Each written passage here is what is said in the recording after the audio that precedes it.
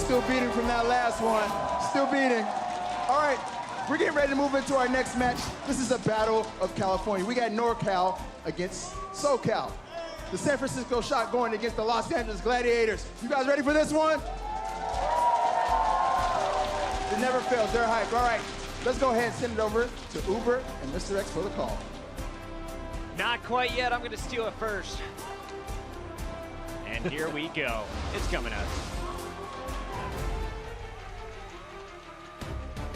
That's a nice catch there for Baby Bay. I think that made the difference in that fight. Been a tremendous defense here from the Los Angeles Gladiators. Honestly, this is just a fantastic read from the Shock. All the kills going in favor of the Gladiators. Great opening by Remix. Bring the thunder, my friend. Oh, Baby Bay on fire. 6 shot there from Surefour. San Francisco Shock, nice right clicks coming out of Nevix. They've got exactly what they need. And we are back. Welcome back, everybody. It's time for match 2 of the day. Are you guys still having fun out there? All right, Callie. Callie's waking up, so am I. It's time to reintroduce our desk if you're just joining us. We got Crumbs, we've got Reinforced, and our insider, Zoe, is back in action. Zoe, we got a big battle between 2 California teams. We do, and I think they're actually very evenly matched, so I can't wait to see which team is going to come out on top. It's going to be a good one. Let's jump into some of the details as we take a look at the full schedule for the day. We open it up. Game 5, 3 rounds in the final Game 5, and at the end, it's Dallas Fuel taking the big win over the Dragons. Now, though, the battle before, we see the Valiant versus the Dynasty, and honestly, that is going to be the match of the day, major playoff implications. But we got to start it here right now with our 2 California teams. Let's welcome the first one to the stage as we give it up for the San Francisco Shock.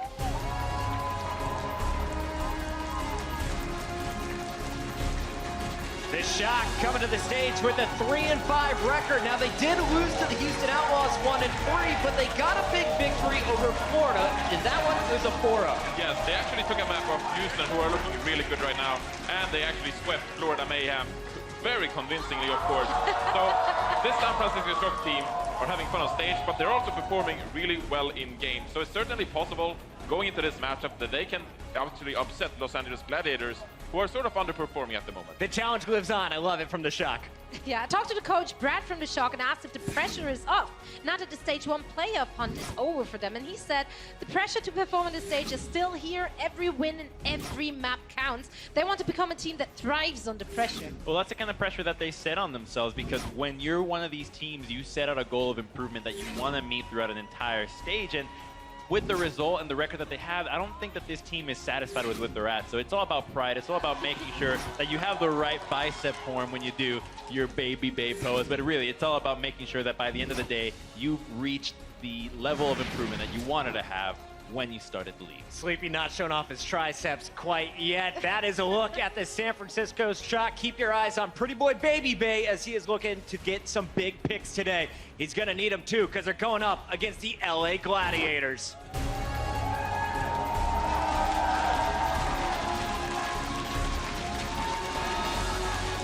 The Finnish supports leading the charts once again, and it's all elbows to the sky. Gladiators supporting the Baby Bay challenge here.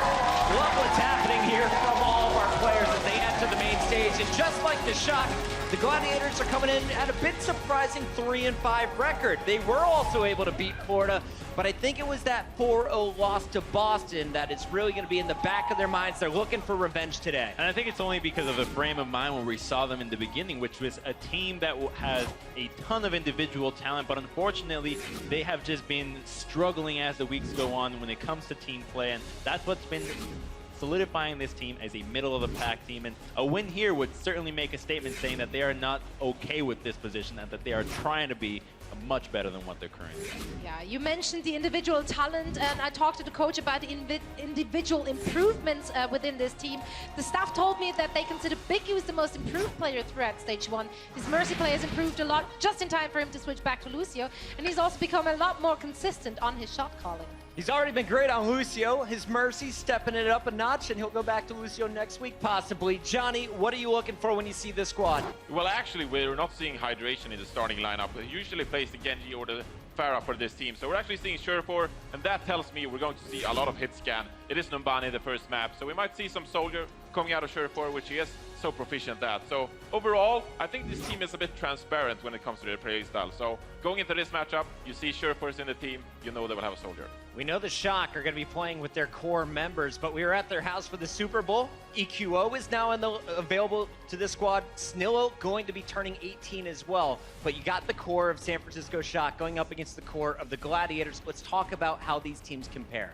Yeah, I actually talked to their coach and asked how the players from each of those teams are matching up. And surprisingly, he told me that that's not something they actually do. They don't want to see it in that term. They don't want to look how the players match up against each other because they feel like it's a team game. So that doesn't really matter because there are so many components going into that.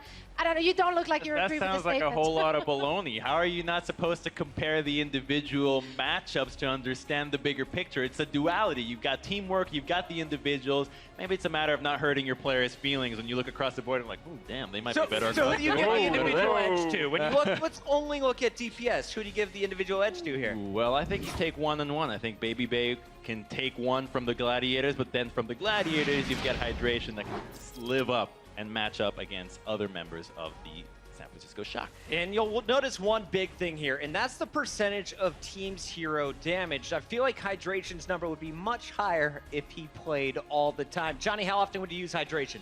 I would use him for the high ground maps, to use that again, you know, maybe Eichenwalde, of course, for the Pharah. We've seen it on Roadhog as well, so he is a versatile player. It's just that he can't really handle the hit scan as good as Surefour, of course. But on the side of San Francisco, of course, we see Baby Bay, who is their go-to star player. They put so much resources on him, so it's not a big surprise that we see so big numbers for him. Both squads are coming in at 3 and 5. Let's make some official predictions. You called Shanghai Dragons. You convinced Johnny at halftime. Who are you calling for this second match of the day? My initial belief was it was going to be a 5-game series from the Dragons, but I do think that the San Francisco Shock have the advantage here. They have been looking significantly better. They've been improving. They're going on the rise, and the Gladiators have yet to recapture my heart. They had it in the first week, but no more. A few Gladiators fans booing you. I like it. Johnny, who you going with? I'm actually going with the Los Angeles Gladiators for this one, simply because Asher, oh, there we go. Asher is so good on this Tracer, and I think he will shut down Dante, and that means the backline of San Francisco will find a bit of chaos, and we know that Dak and Sleepy perhaps aren't the best supports in the league right now. So I think Asher on the Tracer is going to be the difference maker. Asher gets Gladiators the victory. What about you, Zoe? You know what? The Gladiators have Surefour. They always have that curveball player in their lineup. And I think when Hydration is coming back in, slashing and dicing through the enemy lines, I think Gladiators is going to have the edge. However, I do think it's going to be a tight series. Well, you're the only one on the desk with the correct prediction so far here to kick off Week 5. Let's send it backstage. We got Uber and Mr. X for match number 2. Thank you very much, Puckett. Yeah, it's always dangerous territory, man, if you need to make a prediction against a Los Angeles team in this particular arena. But reasonable enough to expect it to be a close match. Both these teams at 3 and 5. Much more to be seen in this series. And I feel like they're a much different 3 and 5. Like, we've seen the Gladiators really have like great highs, like really play some great games against, you know, top competition. And then we've seen them, you know, just not show up at all, right? That series against Boston last week was so fast. They got 4-0'd, and then, you know, the Shock, they've been pretty consistent all through the season, right? You know, they don't come in, they're not world beaters, they're not going to play down to, you know, lesser competition. They stay right on even, so I think it's very interesting. I think that what'll be more telling in this series of who the victor is what Gladiators team shows up. Is it, you know, the Gladiators that can take some of the better teams in the league to a game 5, you know, make things interesting, or is it the one that, you know, their series is over, you know, almost before it starts? It felt like that when we covered that match with Boston. Boston were relentless, though, and perhaps it's safe to say at this point, Matt, there's maybe a few more weaknesses or soft spots on this San Francisco Shock lineup. Regardless, obviously, we're not going to see Hydration for that first map, so perhaps a Pharah pick might not necessarily be the way to go. But let's jump in, ladies and gentlemen. First map of this series, there's NorCal versus SoCal here, and we're kicking it off on Numbani. Oh, with having Surefour in the lineup over Hydration, you can still run Genji, right? It's probably not as great as Hydration's Genji, but Surefour still plays, you know, a decent amount of Genji, but you're really looking at his hit scan, right? The 76, the McCree. And it looks like the Gladiators on defense, they'll be playing Surefour on the Soldier 76. Asher will be playing the Tracer. It's a player that, you know, we've seen him, you know, have some really weird games in the big moments, right? You can think of that Junkertown game falling off the side of the map. And How did he get up there? What is this? How did he get up there? He's wall running his Torbjorn. Yep, I guess they put it in the game, by the way. Yeah, fair enough. A story about Shortfall, by the way. I spoke to him this morning. He tweeted saying that his aim is returned. He said it was lost, but now it was found. And I asked him about that over breakfast or when we were getting some food earlier on. And he said, I've switched back to my old mouse, and I'm using he uses a really weird grip. It's a palm grip, but his hand sits only halfway up the mouse. So he's only actually holding onto half the mouse at any one time. Really He says, this is the way I used to play back when I had that nutty Tracer aim and McCree aim, so I've returned to that. I've gone to my old mouse. It's like an old one. And now he's going to try and bring it back. So we're looking for vintage Shortfall here in this match as the Los Angeles Gladiators start on defense.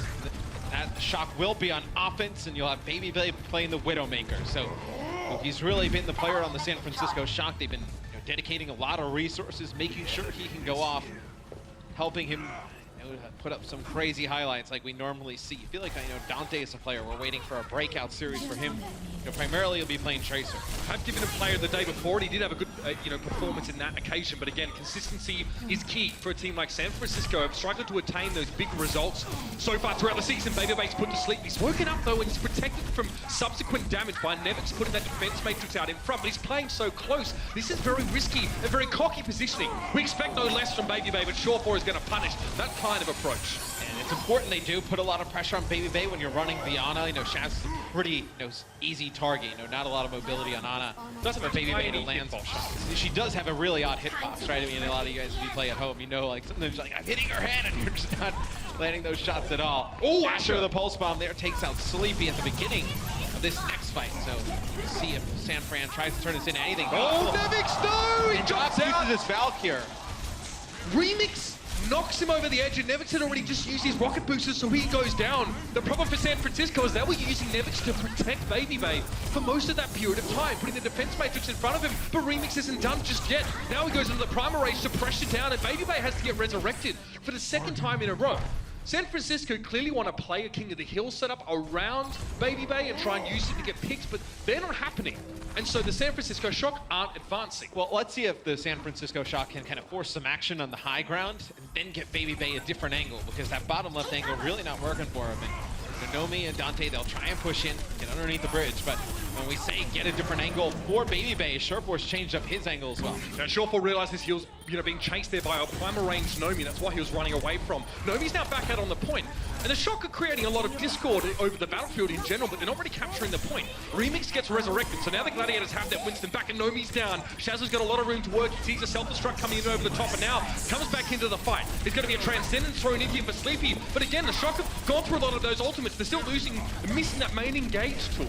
Nevix gets desuited, and Shortfall has a lot of space here just to get free damage. That's the pick, though. Sleepy had to find Shortfall, and he did. Yeah, you use it for Transcendence for the San Francisco Shock to get back in position to res Nomi back up. It'll be Remix here, getting the effects of the Nano Boost, trying to take out these supports. Now going to use the Primal Rage in this close corridor. The San Francisco Shock have already gotten one tick on the point.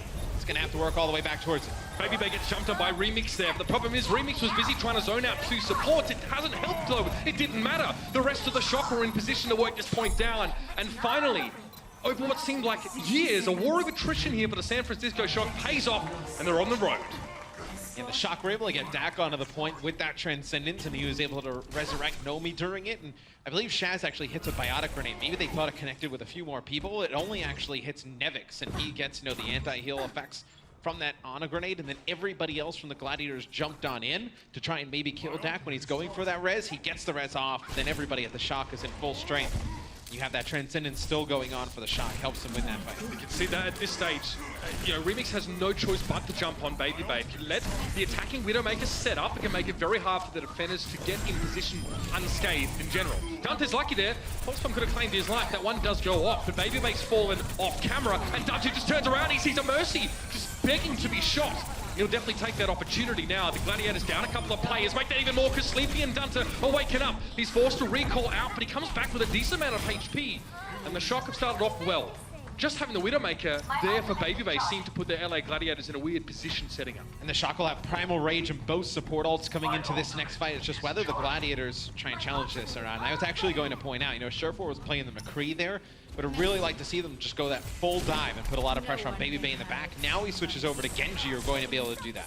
Baby Bay in position again, and this is where it happens. Remix, his head is taken clear off, and Baby Bay's just taking little chunks out of everybody. Asher, for 1 second, unfortunately, was not in motion. That was enough for Baby Bay to find him, and now once again, a position where Widowmaker is dangerous. Baby Bay surges ahead, tries to find some open sight lines to pick off the Gladiators as they try and spawn back in.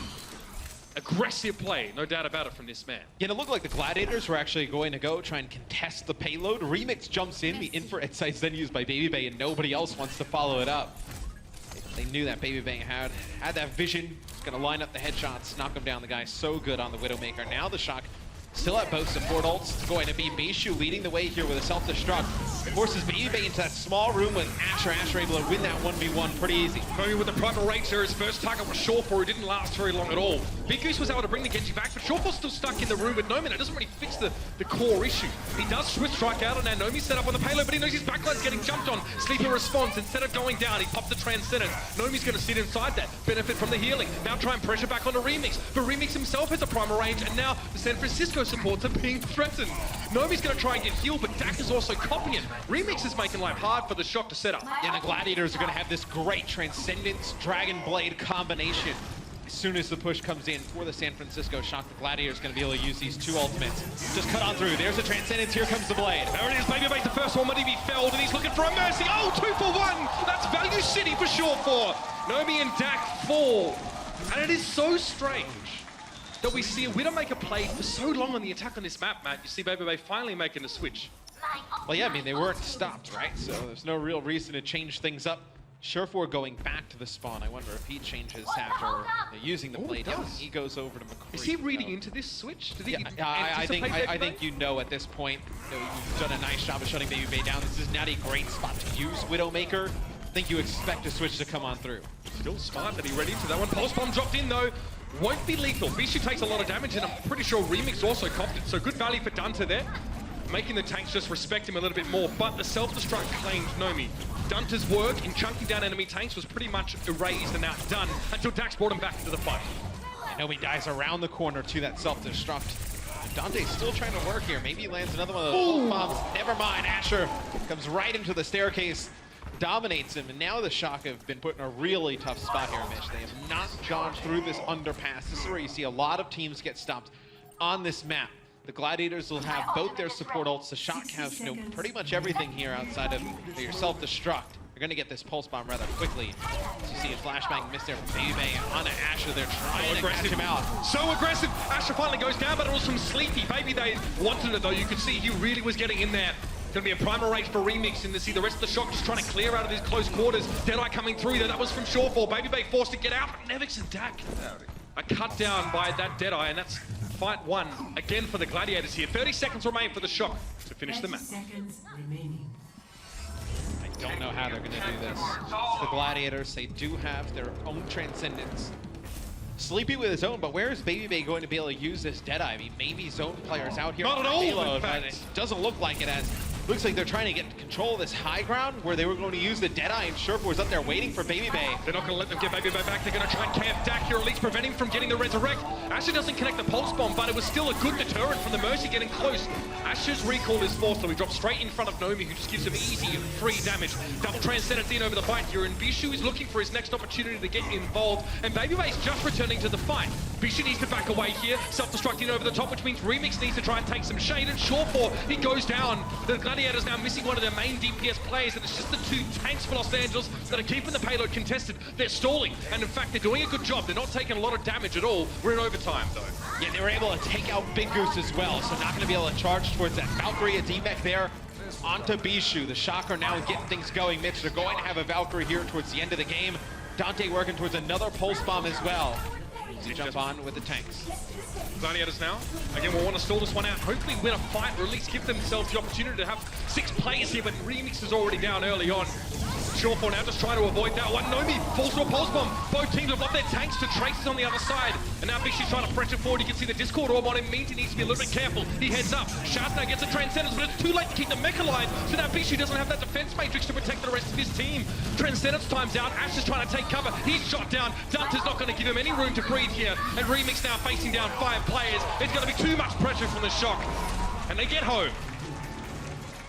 It was one fight, it was Dante. The next fight, it was Nevix. They were able to kill Big Goose real early. The first fight they kill him, he's like 55% towards his Valkyrie. He comes back, on the respawn, as soon as Dak uses his Valkyrie to bring back Nomi, it was Nevix who was able to find a kill on a Big Goose. 97% towards his Valkyrie. He never got that second support ult towards the end of the game for the Gladiators. Allows the Shock to finish the map. Something I like that we saw from the Shock there as well. It's very unconventional to see a Widowmaker used through so much of the attacking side of this particular map. But again, they realized that there wasn't really being anything done on the side of the Gladiators to answer this. So why not just stick with it until which point you're provoking a response from your opponent? Well, I think they didn't switch off of Widowmaker, talking about the Shock and Baby Bay. Probably didn't because die. He didn't die one. And then as they were going through that second phase of the game, Surefour originally switches to McCree. He actually plays McCree at the beginning. So when they see the McCree on the other side, they knew they're not really worried about that McCree versus Widow long-range battle, so you can keep continuing to play that Widowmaker. And then when Surefour dies, he ends up switching to Genji, and then that's when they get the second point. They start to go under the underpass. That's when they ran into a lot of trouble running the Widow. Really solid performance, especially in the later stages of that attack from Dunta specifically. When we talked about him earlier on in the round, he comes out with 9 final blows, 2 deaths, and about 30% of his team's damage, which is slightly higher than average, I'd say. Most DPSs you expect to get about 25%. On Tracer, no less. So, we see Dunta spend a lot of time sinking shots into tanks, trying to get rid of Divas and Winstons and stuff, and then look for the pulse bomb pickoffs. But good performance from Dante there as well, especially helping the San Francisco Shock get across the line. He helped them break the deadlock. Now it'll be the Gladiators' turn on offense. Surefour will play Genji here, so you kind of see the effects of him in the game versus Hydration. It's really just for that hit scan power, that 76 McCree specifically. Surefour to open on Genji here. Again, a man of many talents that leaves Asher free to just focus on being the Tracer aficionado for this particular roster, even though that was also another big choice of Surefour's. He was known for his Tracer early on in Overwatch history, as short as it was. So it looks like the Gladiators just trying to figure out where these members of the Shock are, then just trying to pounce on in. The Shock are very ready to drop off the balcony. I see they didn't really want to fight for that. Well, it looks like they tried to push them off of the balcony to the Gladiators, and then just kind of double back and isolate these 2 players on the left-hand side, which is Nomi and Dante. Surefour now want to just sort of peek at mid to long range and get shuriken damage, get him closer to the first Dragon Blade. He'll be happy if the first real fight occurs when he has that Dragon Blade. He's not really being pressured now. He's still looking for low health targets, but the Gladiators I'm not going to get too aggressive here. You can see the Shock actually giving a lot of ground up. They're kind of backing away to the right-hand side if you're looking from Bishu's POV. It's just playing so far away. I feel like it's so difficult to get so much space here as Asher will take out Dante at the beginning. Most likely in a spot not going to see the res happen. That'll be 1 tick. It'll be Baby Bay using attack visor here. You're really playing around this. It has to go big.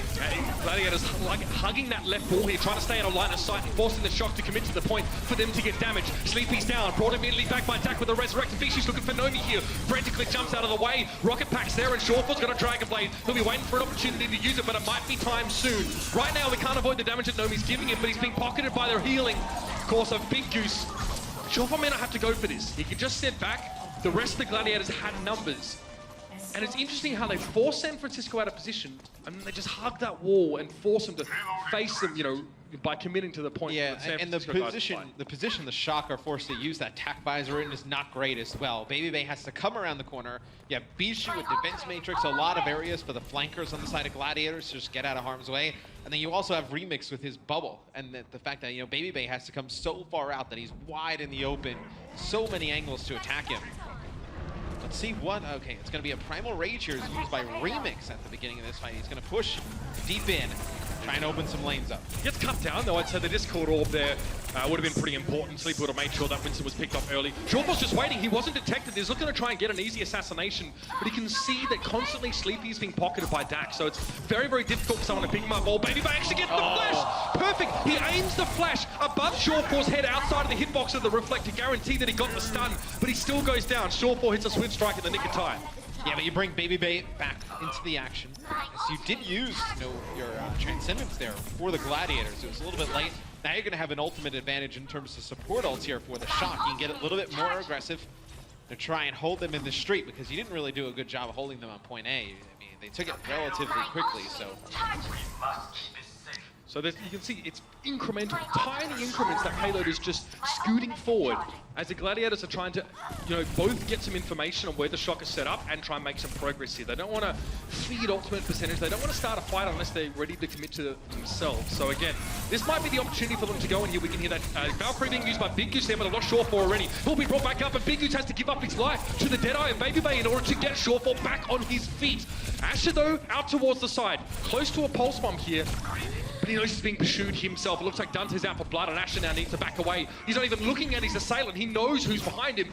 And I don't know if he's going to be able to get away. They're fighting in the top left room at the moment, and Asher looks like he can escape. But that's a pretty lukewarm fight from the Gladiators, man. Yeah, and it's, Surfboard's just trying to dive Baby Bay in the back, but Baby Bay right now getting the best of him, and then it's forcing the Valkyrie out from Big Goose, and then he gets hit with that Deadeye, and then Baby Bay is able to take Surfboard out again. So dedicated a lot of resources to try and get Baby Bay if you're the Gladiators. Didn't work out. Be Sleepy who picks up Shaz from a distance. That'll for Big Goose to use his res on the Shaz, but you lose Remix here at the beginning.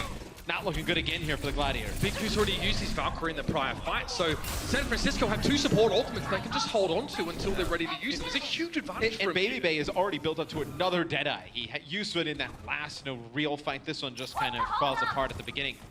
For the Gladiators, Surfboard will switch off of Genji, will go over to McCree. So sign is that you're not able to really get in the back. Because look, I mean, Baby Bay, he's getting pocketed by Dak. You have Sleepy right there as well. It's basically like a 3v1 when you dive in as Genji. Not the kind of scenario that Shorefall would like to walk into. Oh, there it is! From downtown, isn't it? Baby Bay taken down by Shaz. Still able to be resurrected, though. He's in a very safe position, but Dak's forcing to take a lot of damage as a result. He does get the resurrect, but I believe it was the Transcendence that had to be used to keep the Mercy alive, to keep Baby Bay back on the field. And now Nomi's got some work to do. Pressured back, has already lost about 60% of his HP just using the Primal Rage. And there's a moment, a brief breath taken here for the San Francisco Shock. Now they're going to come forward again. They've got the resurrect, they've got the healing back on towards Nomi, crucially. Just shows you how much the Shock rely on Baby Bay. They end up using their Transcendence and Valkyrie trying to keep him up. See a self-destruct from Nevix goes up into the sky as the Shock just trying to hold on here. Stall for any amount of time to stop the payload from taking this second checkpoint, but it's not enough. The Gladiators will eventually take it, but look, they use Valkyrie, Transcendence, they had Nomi jump back, use a bubble, put it on top of Baby Bay just to try and bring one player back into the fight. San Francisco, I think your strategy is kind of quite clear to us. Shaz again gets Baby Bay at the start of the fight. This is how you unravel the Shock, or at least that's how they've been doing it. And of course, Dak has to resurrect him. The McCree's still here, but the Gladiators know exactly where the weak spot on the Shock is. Dande can make a difference here if you connect with a Pulse Bomb on Shaz, maybe force out a Transcendence a little bit early. That would be huge. Needs to make this Pulse Bomb worthwhile, as it's going to be Big Goose using Valkyrie to open things up.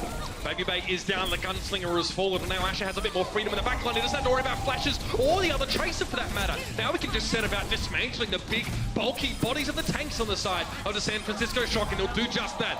Real momentum starting to get built up here with the Los Angeles Gladiators. There's probably just one fight left for the Shock to defend. Shorefall has a Deadeye, and there's a Transcendence for Shaz, who's been massive in the last couple minutes. Yeah, Shorefall is going to sit up in that high ground all the way in the back. Probably use this Deadeye through the line of sight of these trees here. So it'll be Bishu using the self-destruct, Deadeyes from both sides. That's a real standoff, by the way. Not just a half one, but it looks like neither McCree gets the Deadeye kill. Nomi's been brought back into the fight, and Shaz has Transcendence. This could get forced out of him if he gets pressured any harder, and it does. Dante into the backline of the Gladiators, provoked the use of that ultimate from Shaz, but it's been enough to keep the Gladiators topped up for the time being. As soon as Nevis goes down, he's brought back, but now Baby Bay's here, and he's dealt with Asher. I was going to say, the Shock should be able to hold on here, because Nomi uses Primal Rage, knocking players back. Just so much HP for the Gladiators to get through. Now, see Nomi just trying to push these players even further back, maybe pick up another kill. Baby Bay and Surfboard both getting close to more Deadeyes. As we see Baby Bay with his, Surfboard will get his in this next fight as well. Just what angle do they decide to take? Baby Bay can, with his Deadeye, can just block off a ton of area. They're trying to get back towards that payload. Would you be calling that a zoning ult, Matt? Would be called a zoning ult, yes, it would be. We'll see if that's going to be the case. I feel like someone like Baby Bay would like to get mad kills with it, but that might not be an option. Mad kills. Mad kills, fam. You get on me for saying he's denying area, and you say mad kills. 22 seconds remain in the round, and Shorefall has his Deadeye ready to go. Again, it's going to be another one of those standoffs. Stealing nerves, it's Shaz to go down early. It's going to, of course, be an instant resurrect, and the Shock are trying to capitalize on this. Back, Deadeye claims Shaz again. I don't think he's going to get brought back another time. It's going to be Baby Bay, though, getting revived. Of course, after Fishy jumps on him there, and Jorpa's trying to keep Dante at arm's length. It's a transcendence here for the Shock in over the fight. We're going to be in overtime in just a second. Fishy dropping down. DC now being removed from the fight. Baby Bay with his second of the last two. Jorpa now can't get too close to the payload, especially with the Sultan Shock dropped in on top. And Remix is down. Dante's getting it up now. Big Goose falling to the McCree. The San Francisco Shock have sprung for the trap. Has revealed a victory for them on this map. And the McCree battles, well, something to remember for sure. Well, in the McCree battle, these players play each other basically even. I mean, Sherpor goes 27 and 10 with 15 final blows. Baby Bay 28 and 13 with 17 final blows. It's the Tracer battle, Mitch. It's Asher with 26 kills, 7 deaths, 10 final blows. Dante had himself a game. 31 limbs, 13 final blows, 5 deaths. That's the difference in this game for me. It's that Tracer battle. That's it. Guns out as the Sons of NorCal hit the stage. Of course, an attempt at a bit of a copycat there. Doesn't quite work out. First map goes over towards the San Francisco Shock. This could be quite the series map. The Overwatch League is brought to you by T-Mobile, America's best unlimited network. Omened by HP, the official PC and display of the Overwatch League. And by Intel, the official computer processor of the Overwatch League.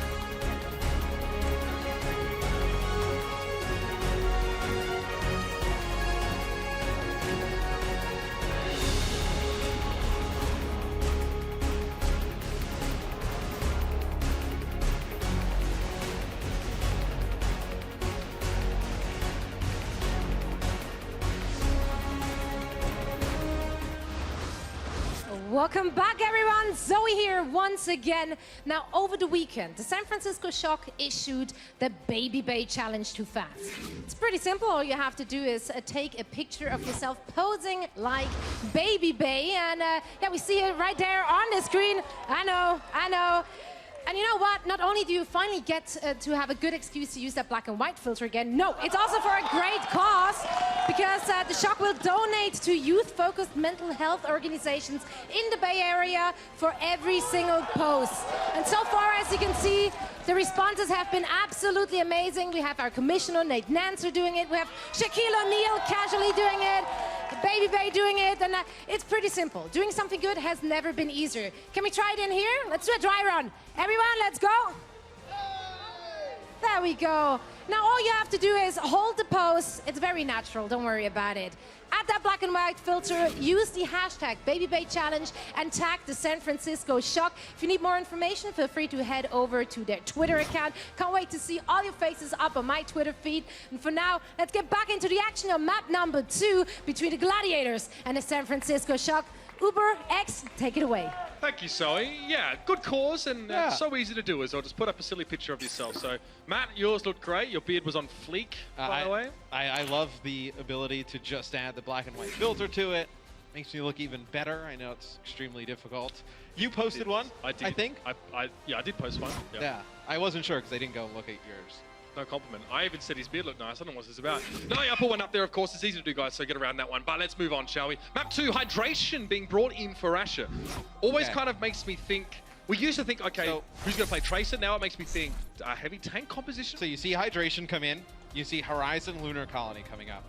We've seen the Gladiators use this exact lineup on this map before to run a quad tank setup. Surfer will run Zarya, Bishu will stay on Diva, Hydration will run Roadhog, and they'll run Moira Lucio. It's like, if we know it, we've seen it a lot, I'm sure the San Francisco Shock have to have an idea something like this may come out on the offensive side. We are talking about the San Francisco Shock, who had more trouble than almost any other team in capturing the first point on this particular map when it came to the attack. So okay, knowing it is one thing, Matt. Knowing you're going up against a potential heavy tank composition is one thing, but what do you do about it? Look, I think you can run dive against the heavy tank competition and work. I think Junkrat is obviously great against those tanks. So that worked well for Soul. You'd build up Riptire so quick. I think there's a lot of different ways you can do it. One way I don't think is great is if you run the Widowmaker on defense, because then they're gonna barrel to the point, right? So you lose line of sight unless you have a Junkrat and some other players get in there, force them to move around, whatnot. So it'll be the Gladiators on defense first. So won't get a chance to see if they run that tank comp yet. Okay, again, the Gladiators gonna set up here with the Junkrat in tow. In the Shock, who, by the way, I think they've shaken the monkey off their back, and they actually have managed to take this point since their streak of disappointing performances on this particular map. But again, I'm sure they're going to be thinking about it, because the Gladiators aren't going to be messing about here. They're going to have the Junkrat in play. The Sombra's even going to be there defensively, which is interesting. This is like the newest tweak of the Sombra, use on this particular map. She's stealing Wesley's bedroom. You can't do that. The man's not even home. And you kind of have an idea that the Gladiators probably won't play the Roadhog Junkrat on defense because they just don't really have the comp to, right? I mean, Hydration can play Junkrat. We really don't see, Bishu play Roadhog here. So kind of have a little bit of idea what to expect from the Gladiators. We'll see how the shot comes out and plays. They all actually run, so they're going to use Sombra on offense as more of a secondary support. Build up towards EMP, use it on the point.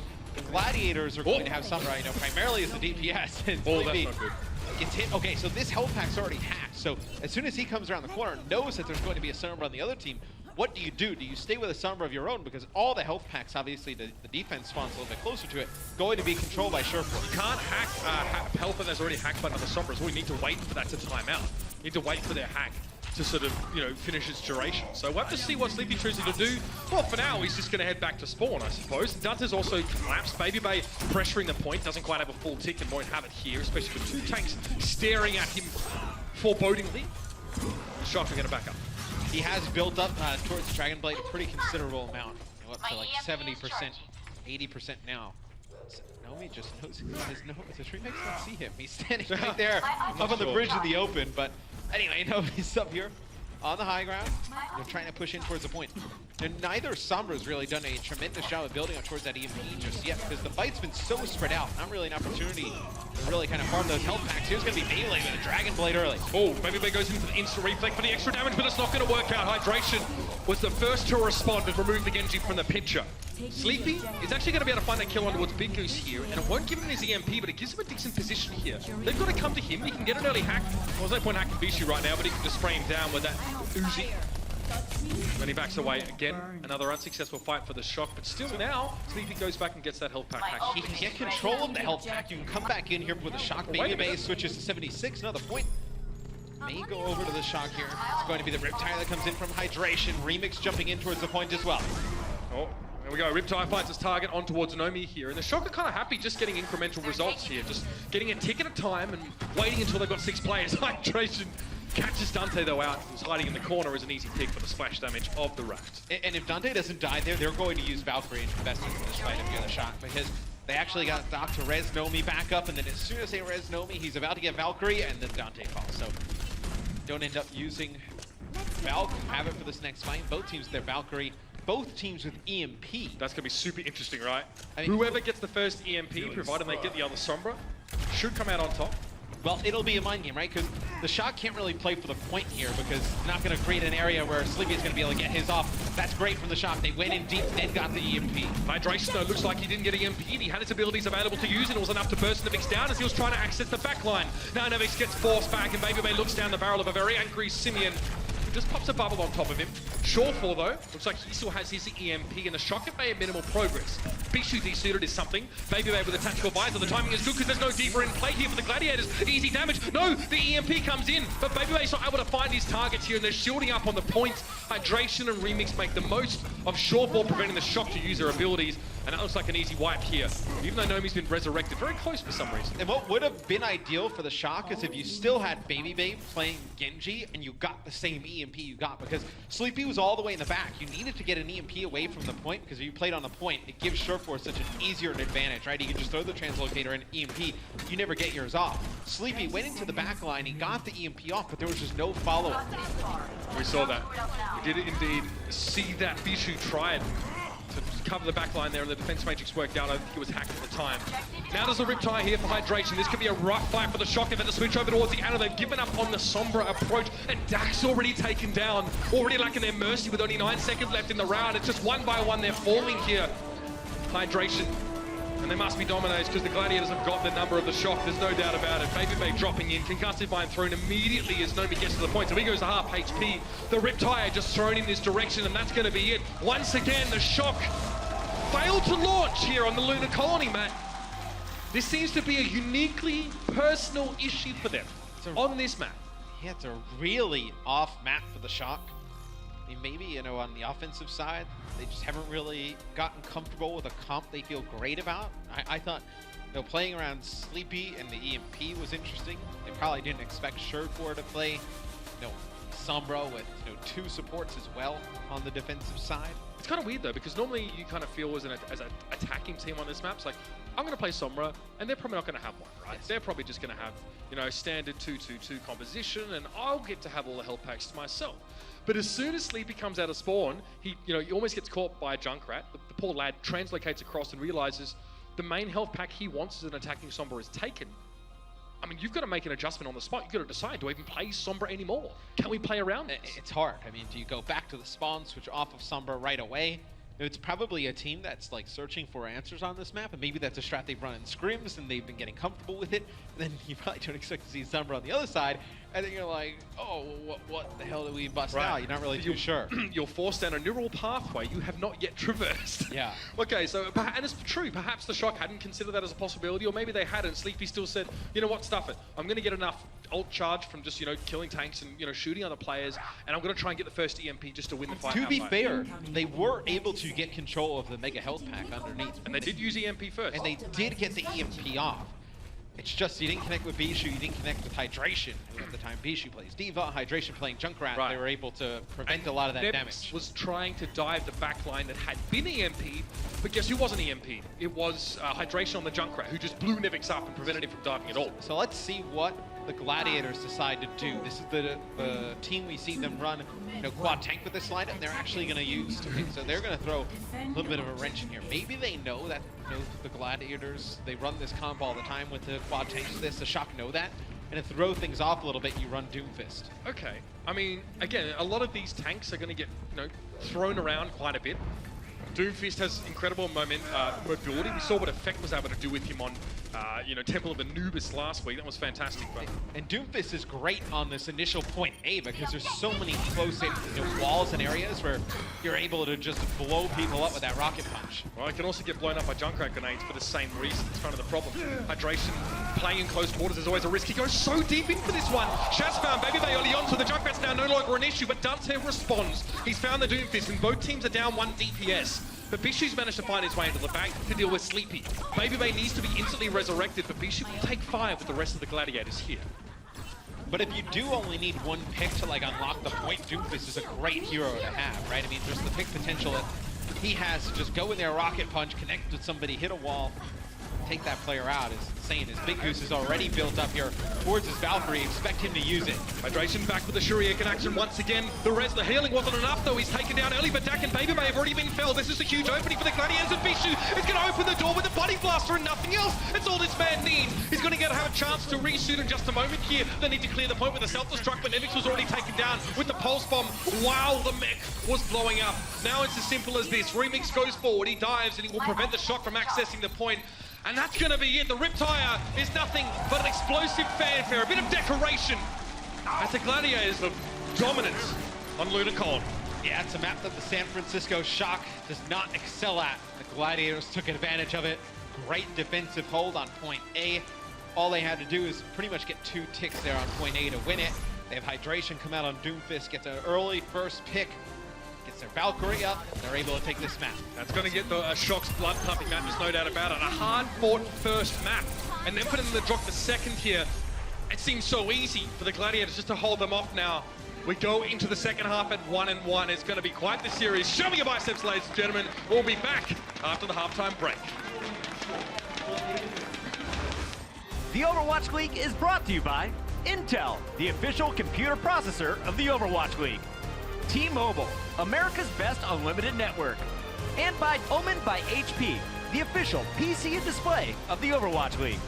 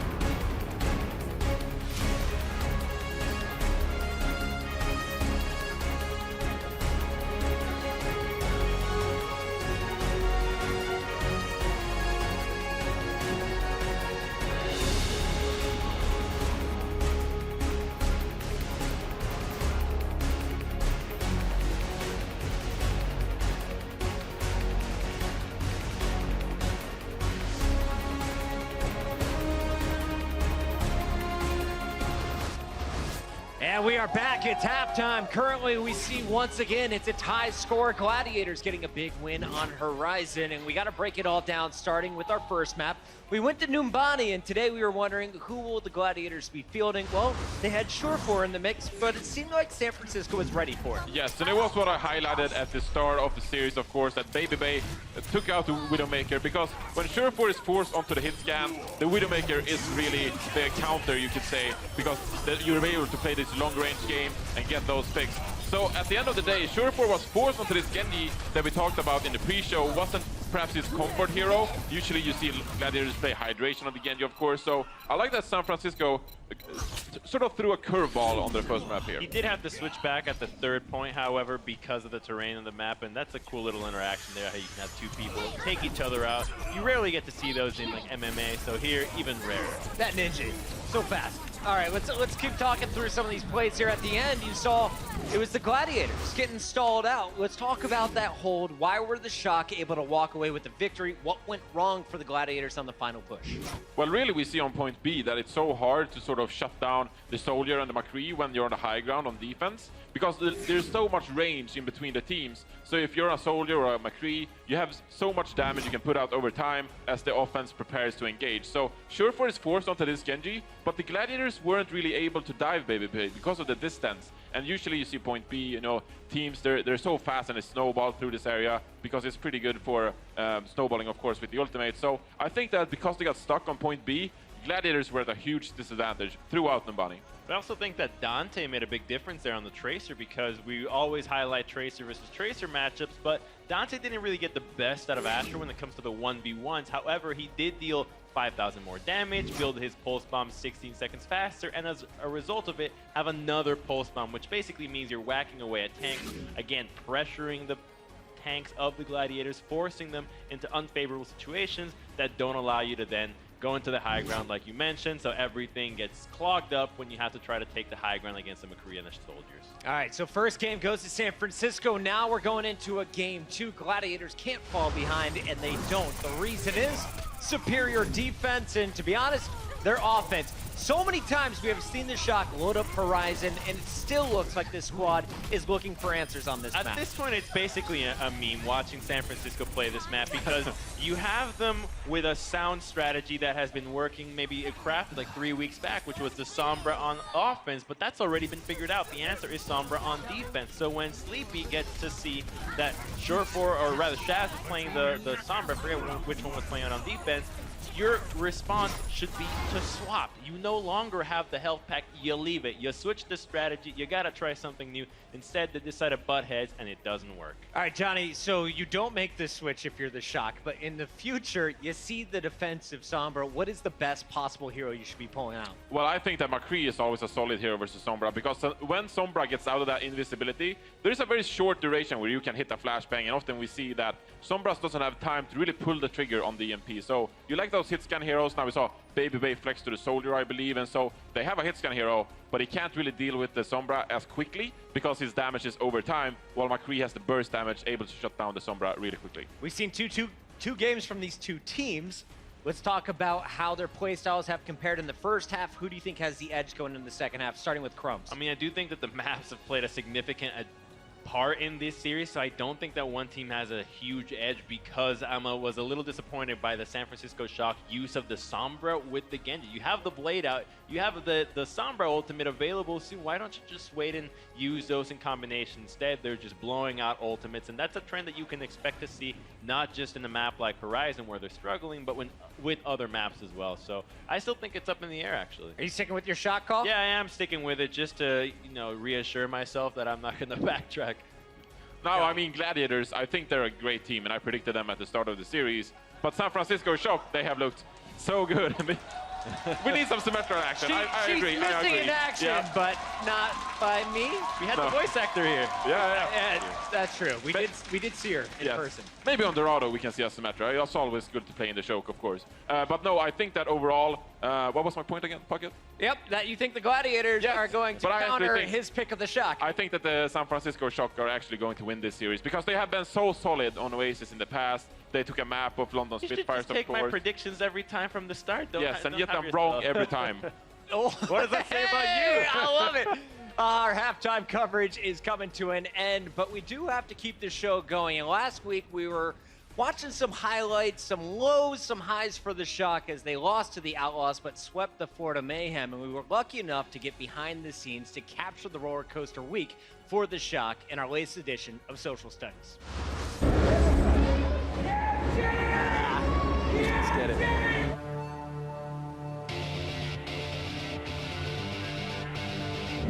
I think we should just play a game. We reviewed our last game. We talked about what we should improve on, and we're just work on that and play our game. That's it. Man, it should be a lot easier because Linkster's like their best player.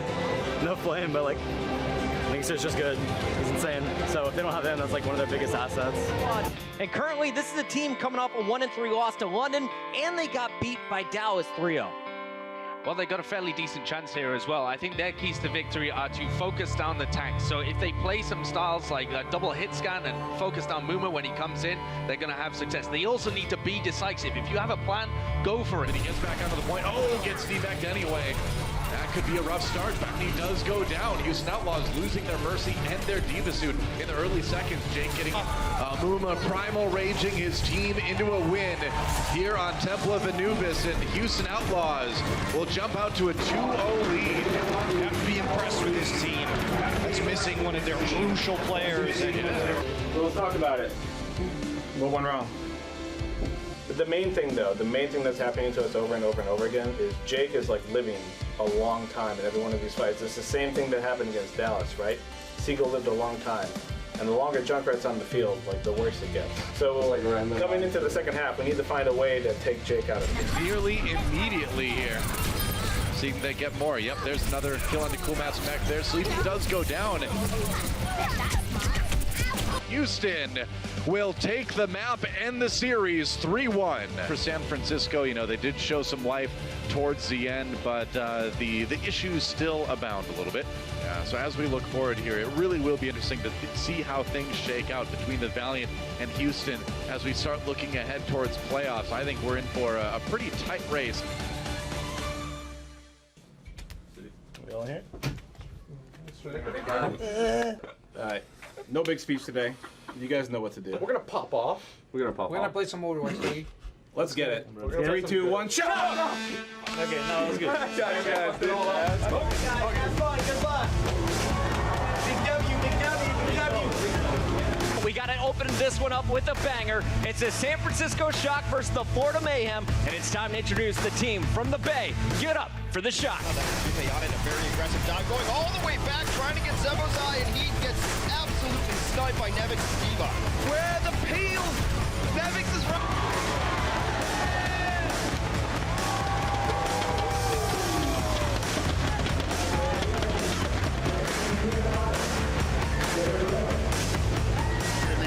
In his hands immediately. It's not been a great Bastion game for Sleepy, that's for sure. So he's going to get off and onto a more comfortable hero. Baby Mate, meanwhile, hitting headshot.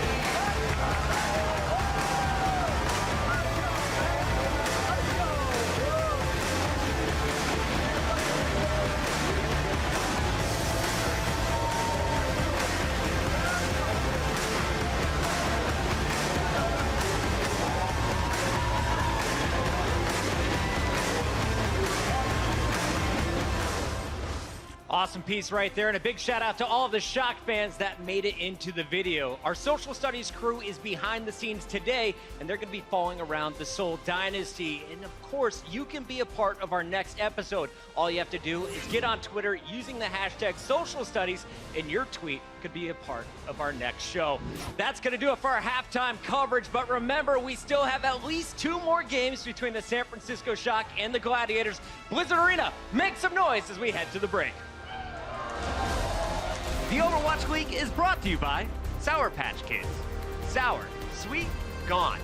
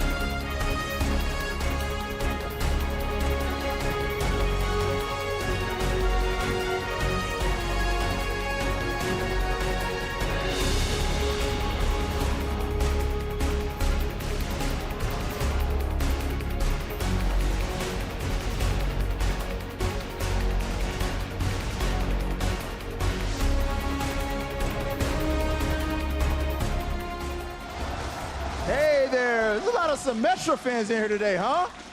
None?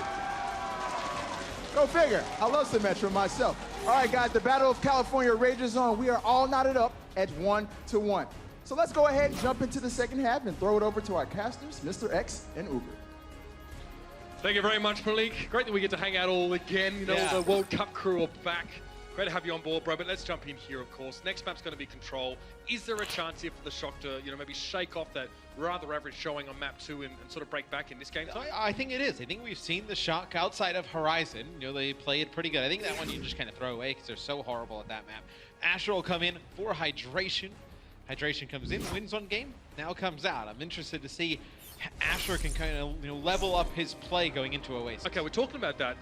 What? You weren't super convinced about Asher on map 1. On map 1, yeah. No, I mean, you saw the Battle of the Tracers. I mean, he talked so much about, you know, Baby Bay versus Surefour in map number 1 that you looked at the stats after and they played each other about even. It was just Dante just going ham on the Tracer in that battle. That was really the difference in terms of DPS players in map number 1. Obviously, a lot of other factors determine the game, but in terms of those two players looking at it, Dante was able to get the better of him. This one, you need Asher to really step up. Again, many opportunities for Tracer players to shine on this map. Oasis, we're going to be going into, if I'm not mistaken, University will be our first arena. It is kind of odd that you bring Hydration out of the game on this map because there are some really good Junkrat points here. There's some good Roadhog points as well. You feel like they just want to play like a standard dive here? Yeah, I guess. But I mean, we have seen Hydration play a lot of Genji for this team in the past. I thought he was the predominant Genji player. Yeah. Even Farah as well. So it's an interesting change-up. Maybe they've seen something they've been doing over the last few weeks they want to change going into this week. Let's make some noise, Blizzard Esports Arena. Map 3, coming at ya. There's Symmetra. Sleepy playing up to the crowd. Yep. That's what we like. This will not last. So actually, Golden Boy, Golden Boy, and Brett were playing some games last night. A quick play because Golden Boy's SR is so low he can't queue with anybody. And I was running primarily the Symmetra for our team. And you know, I knew that we were not going to see her today. Capture the objective. Wow, you just I don't think we're going to see. I don't know if we'll ever see Symmetra. No, and obviously, yes, everyone, we heard the disappointed cry. Sorry. It is not the day for Symmetra. That day may be soon. We'll see. So, the San Francisco Shock take the high ground to start things off here. You can see they're trying to get most of their big tanks up here and go for a little bit of a battle, but it's all about the Gladiators so far. They're winning out these damage trades. Sleepy and Dante go down first, while the Gladiators are going to be more than happy for the Shock to try and front up. It's like they just get the better of them. Don't worry, there's no Dragon Blade. We're just hearing strange sounds from elsewhere. Surefour is getting close to a Dragon Blade. No Dragon Blade just yet. That would be rather quick. He's already 80% to his blade compared to, you know, Baby Bay just 30%, just because the Gladiator is able to dominate that first fight. Ash now back in over the point. Once again, not a Dragon Blade. It's okay. Again, Opportunity wants to try and build up his pulse bomb here and make his way through. As the Gladiators in control of the point right now. Again, this could be a target here. Quick defense matrix thrown out in front, and there it is, Surefour. This time it's actually a Dragon Blade, guys. 2 kills already. Dak and Sleepy both falling, and he'll get a D-mech as well. Nevix now forced to do it on foot, or Shank's pony as they call it up in the UK. Asher gets himself 2, and that'll be enough. And Asher still working, has the pulse bomb to use. The Gladiators going to have both of their support ults. It'll be Dak getting close to his Valkyrie here, and Baby Bay finally going to get his blade. So this is really the Shock's, you know, best chance, Mitch, to win one of these fights. If they don't win it here, you're going to see the Gladiators build up to like that, you know, 80-90% mark. Asher just trying to catch Dante out, has to back up, walks right into Baby Bay. 61% here. The Gladiators had a pulse bomb for Asher. Obviously didn't opt to go for it there. Close to 2 support ults here, and that will be the perfect buffer for them to finish this round out. Surefour throws a bit of damage into the mix here, and you can see that no one's really feeling for Dak right now. In fact, they're too busy dealing with the Winston. But the Surefour on the Genji have managed to sneak into the back line and do damage. They eventually address that issue, though, and it looks as if the Gladiators now might have to try and return some players to the fight. Well, Dak's done that. Dante's back, and it will be the Shock now to take control for the first time in the round, and have some big ultimates to hold on to. Well, they hold on to all of their ultimates, as they will swing the point in their favor. They'll hold on to both support ults, their Dragon Blade as well. Just Nomi using the Primal Rage in the last fight. This is going to be a huge fight. So many ultimates on both sides, as It's really looking at those support ults, like how do you layer them to get the maximum value? Maybe you don't. Maybe you just save them for, subsequent fights and just try and stretch them out. Ration the support ultimates to keep yourselves in control of the point. Dunter tried to go for the finish on Remix there, but it seems that Remix jumped in a little bit undefended there. Bishu ran out of defense matrix to keep the Winston sort of healthy in midair, and once he dropped it, was an easy pickup. Sleepy did use his Transcendence, so you got one of those ultimates out. If you are the Gladiators, you can come back into the next fight. As long as you get Valkyrie out and then you use your Transcendence against Babybay's Dragon Blade, you're going to be able to use your own Dragon Blade. You're going to use the Valk before the fight starts, Matt. This is interesting. Focusing more on the healing here that Dak can provide. And you can see he's giving it to Nevix right now. Shawforce forced to back away because Nomi, oh no, he got knocked off the edge there by Bishu and didn't have any cooldown left in his rocket and you gun. can't even res that either. You're in Valkyrie. Now it's going to be Big U's using his Valkyrie, and Shawforce is going to pop off for a big blade here. Easy done, straight to the back line. And the Sushi Chef now has left his mark on the San Francisco Shock. It'll be a chance for the Gladiators here to comfortably come back in. Shawforce adds a fourth to his brace of kills with the one Dragon Blade. And we talked about, Matt, hydration being the Genji here, Shawforce turning up. And you've been able to hold on to your Transcendence to withstand Babybay's Dragon Blade. It's going to be desperation to be getting on there at the end. Oh, Babybay had the Dragon Blade, he pulled it out. But he got cut down, no chance to use that. That's devastating here for the Shock, and Remix is just going to hold the door. He even has a Primal Rage here to jump onto the supports with, and it's just that easy. Pulse bomb in towards Nevix, 99 to 66%.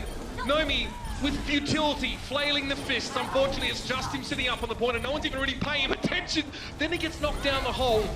Comes back up, and he's the last man on the point. Tough to stall this one out, and it's not going to happen. The Los Angeles Gladiators make a strong statement here in that first round. One of these Dragon Blades is not like the other. Babybay doesn't get a use of his.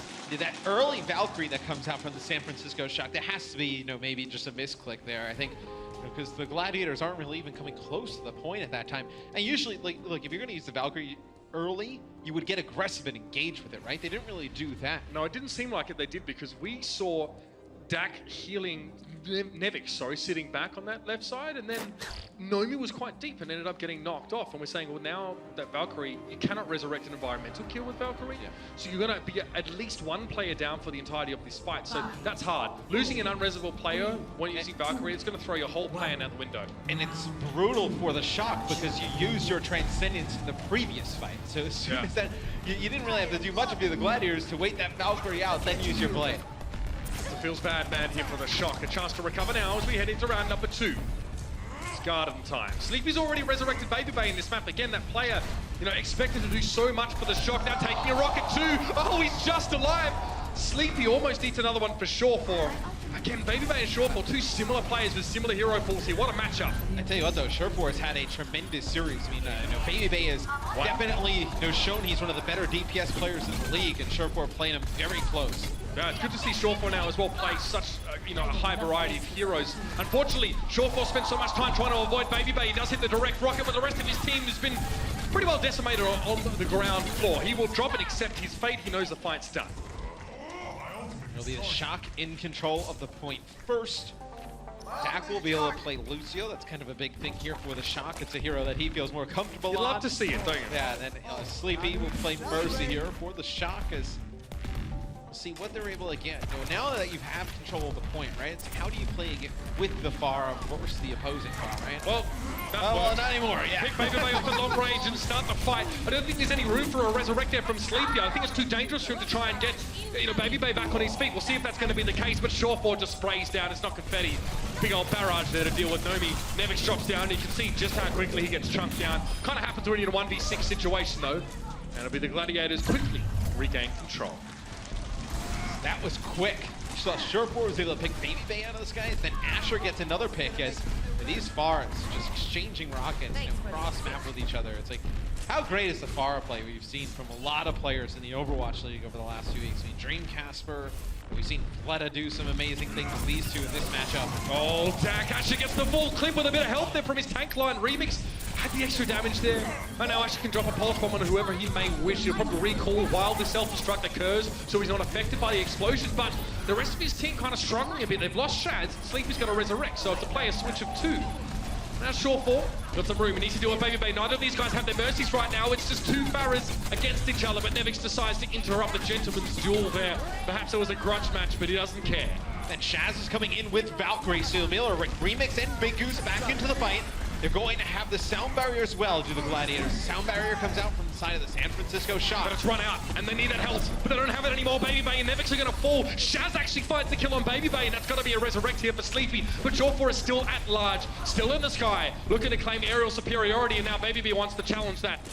And Jawfor doesn't really fancy it at this stage. Perhaps his Mercy's a little bit busy or not there. Either way, one shot, two shot, one more would get the job done, but Baby Bay's forced away. He realizes that discretion here is going to be the better part of Valor before he returns to the fight.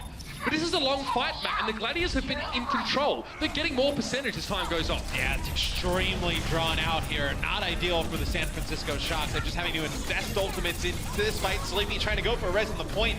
He'll get taken out by Big Goose. Yes, gets interrupted. Still the point in possession to the LA Gladiators here. This stall is so big, it's huge, and Dunton needs to cut down Asher. The San Francisco Shock need to remove any Gladiators' presence from the point, but it's taken them so long. And now the Barons comes in. No, he's going to get eaten up by that one. Again, Nevich protects his team for the rest of it with the defense matrix, and Baby Bay swings through as if on a vine like Tarzan to save them.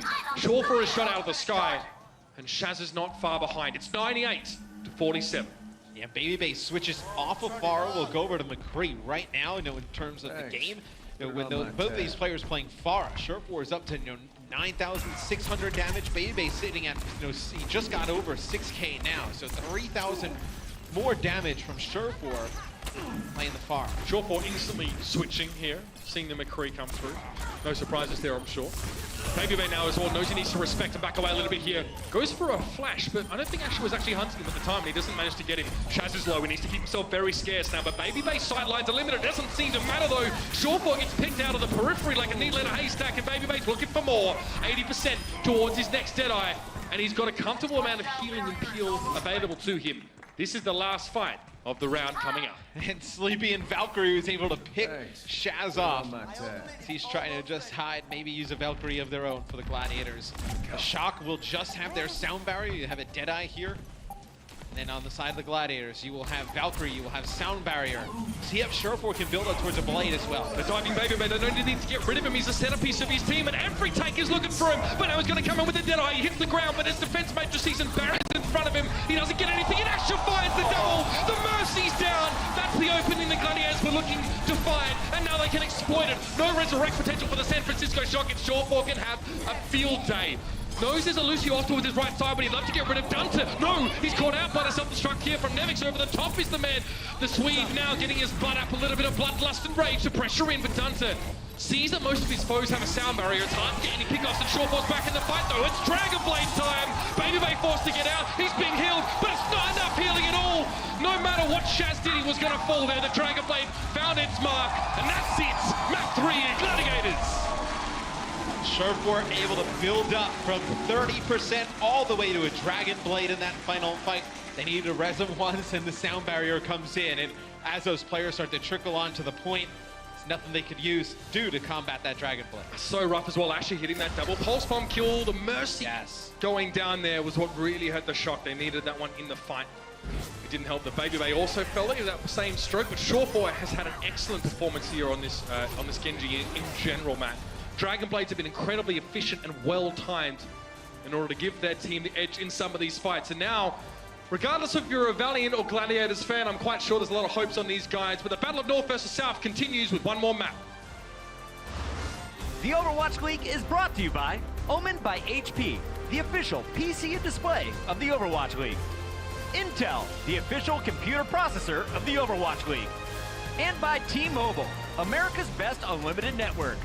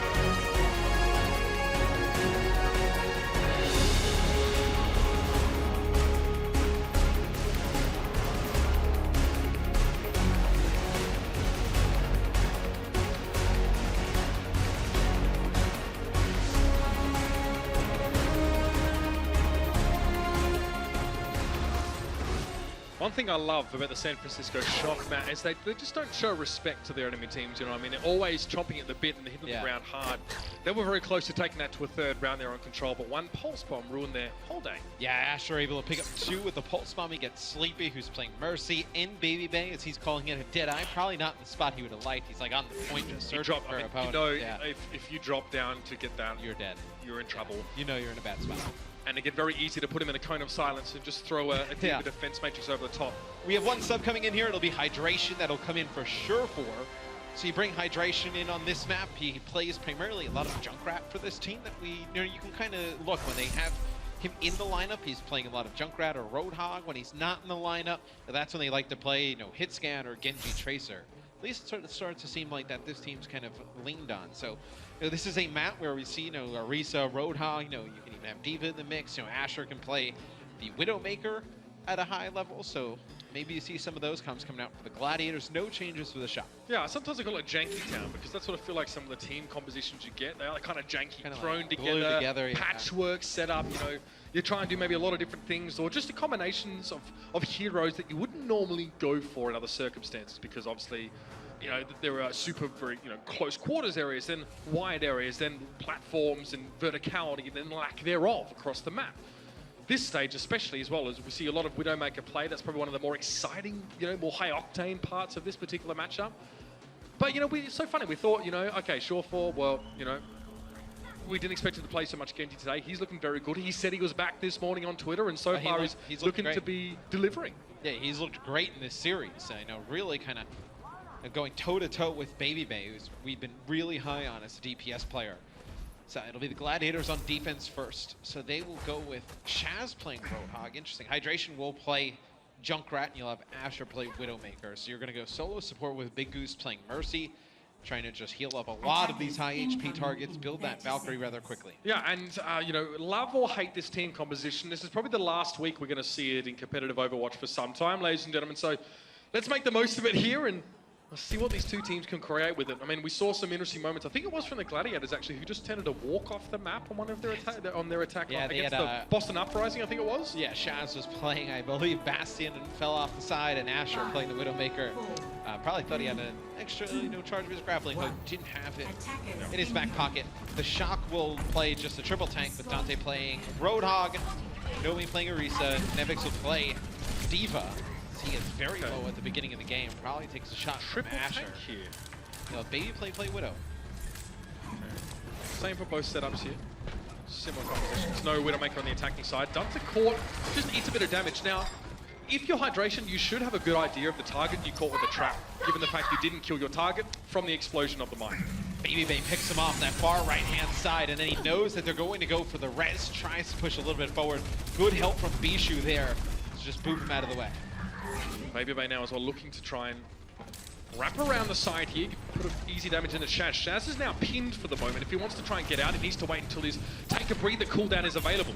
And you can see that Nevix going in just to try and charge into the Gladiators players, put them out into the open a bit. Asher getting mad free damage here on towards Nomi. Yeah, he goes all the way around on that far side. Oh, gets pretty much right to the spawn. Another kill from Asher here, playing Widow.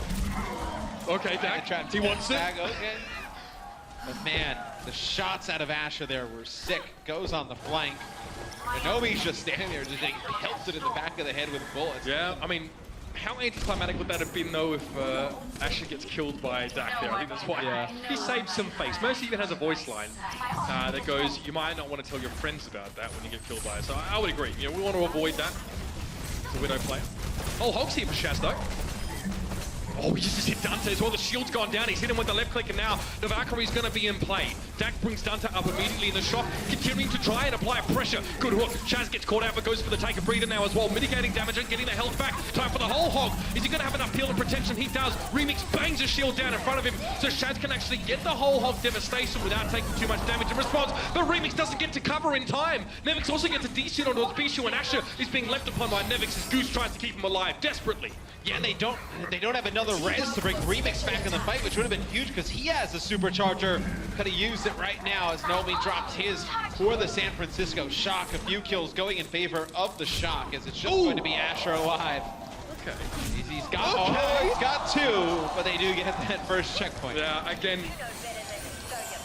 Yeah, the Shock are going to be spawning very close to the payload here, so Widow picks don't mean a lot. Asher probably allowed himself to be eliminated there by Nomi, so he'd spawn back with the rest of his team. Reasonable, I feel. And he switched off the Widow to the Tracer now, so I like this. The Gladiators switched to full dive on this second stage. This is what worked against Baby on map number 1. They were trying to get him off of that Widowmaker. They went over to McCree. What worked? They just dove it. Just got really aggressive in that backline. The only difference is that you had Surecore playing the Genji and not Hydration. Bishu gets hooked in here, desuited. Well, they have multiple Genji options here, so not too much of a problem for the Gladiators. But the dive seems to have been foiled, at least for the most part now, as Big Goose just narrowly avoids getting put on the Butcher's hook. But Babybay's getting picked, so he's not being pressured much at all. The Gladiators seem to be in disarray, and the San Francisco Shock are just picking up easy kills, and they're going to continue to press forward on the payload. A very unsuccessful start to the second stage for the defenders. You may get one more fight here, though, if you're the Gladiators, and you're going to get close to a Valkyrie. You're going to get close to a Dragon Blade here. It's going to be the whole hog on the table for the San Francisco Shock, as it looks like the Gladiators with an apple getting ready to engage. Welcome to the scrapyard. We don't all sound like that, by the way, but Baby Bay takes a big step back. He is leapt upon, and of course the grappling hook gives him the opportunity to evade that kind of pressure up front. The front load of damage that the Gladiators have is definitely impressive. Now the Dragon Blade coming in. Tough to escape from this one, and Hydration gets caught away from Baby Bay. It drops, though, right onto the cutting edge of the blade and just kind of gets eaten up. But Hydration only gets the one kill for the channel of the blade, despite being deep in enemy territory. Now he has to back away and try and reflect frantically. They're going to engage pretty hard, though. They do have a Transcendence here, the Gladiators. They're pushing on in. Nevix gets hit. Nevix hits Hydration there with a self-destruct, and it's going to be Nomi now dropping his Supercharger as the Shock trying to turn this in their favor. You can see there's a lot of messy fighting happening inside. Remix is able to get out alive, though, and tries to use a couple of, fist swings there to knock people around. He's fallen to Baby Bay, though, and the Shock continue to apply the pressure. Ever closer to the point. They give it. Shaz just picks up Sleepy. It's going to take more than that, though, I'll be honest with you. Shield drop down. Nomi now just able to gun Shaz down as he tries to approach and stall things out. Big Goose goes for the Caduceus Blaster. He's been successful with it in the past, mind you, but gets very little for it. And that'll be it. Second checkpoint reached for the Shock, and still a good amount of time in the bank, Matt. Yeah, the Gladiators invested a ton into that fight. A Dragon Blade, Valkyrie, Transcendence, Primal Rage. Nevix picking up that one kill with the self-destruct. Then Nomi dropping the Supercharger, adding that extra damage. Baby Bay was able to pick up some nice kills with the Widowmaker.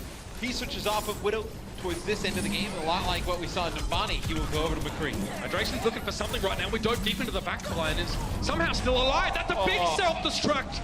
Dak and Baby Bay always seem to go down together. It happened on Oasis, and it's happened now, and that has brought the Shock to a screeching halt. Well, it's just Baby Bay in their mercy because he's getting so much pocketing, whether it be damage boost or the healing.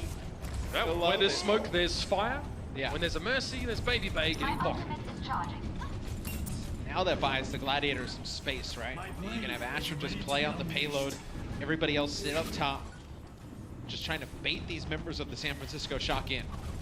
Asher seems to be the front line purely because he can reset his health total, get out. I mean, they'll just throw an orb on him and just have him dance around here. He's not an easy target. He's keeping it stalled out. He's hard to hit. But now the Shock are trying to go past him. They're going to circumvent Asher and jump on the main core of the Gladiators. But the Gladiators are going to dive in response. Hydration's waiting for this Transcendence to timeout, and then it's going to be go time. I'm hearing a... Did I be charged somewhere? No, it was Big Goose to go down to Baby Bay, should I say. McCree present on the field. Maybe he was in the background again, not sure. Dragon Blade won't be used here for Hydration. He realized he was done. But you did get the San Francisco Shock to use their support ultimates. You will have a Valkyrie Dragon Blade combination, and maybe not as strong as, let's say Shaz with the Transcendence and Dragon Blade, but you will have that big support ult, a lot of healing from Big Goose, the combo with the Dragon Blade here for the Gladiators. Nothing for the Shock to fight this. Yeah, a pulse bomb, perhaps. That could easily be rezzed out. Dante's probably just trying to chunk down tanks for now. It's time for the Dragon Blade here. Hydration needs to make this one work. He has to connect. This is going to keep the Gladiators in this game on defense. He does find Sleepy. He needs to forge ahead and use a Swift Strike to get the kill, but he gets it regardless. However, it means he doesn't have it refunded. Now he'll need to wait. But he's fine. The rest of the Gladiators looking comfortable, and they'll keep Nevix alive a little bit longer. Perhaps to study how it is that Nevix can get so much done in his life when he says so little. And you thought that's what the Gladiators were going to do, as Shaz will finish off Nevix, so he'll go back to spawn. You thought that's what the Gladiators were going to do, combo the Valkyrie with the Dragon Blade, but knowing there were no support ults at the side of the Shock, did you need to use the Valkyrie there to combo with it? Because now you'd like to have your own Valkyrie against BabyBay's Dragon Blade coming on through. And this is a good time to be BabyBay right now.